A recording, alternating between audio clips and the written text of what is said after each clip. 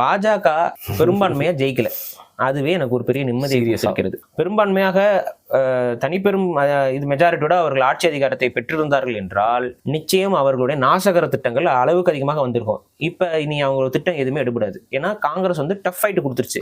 இதுல இப்ப என்ன பிரச்சனை அப்படின்னா, இப்ப பாஜகனால விவசாய மசோதாக்கள் போன்ற மக்களை வதைக்கக்கூடிய சட்டங்களை கொண்டு வரவே முடியாது.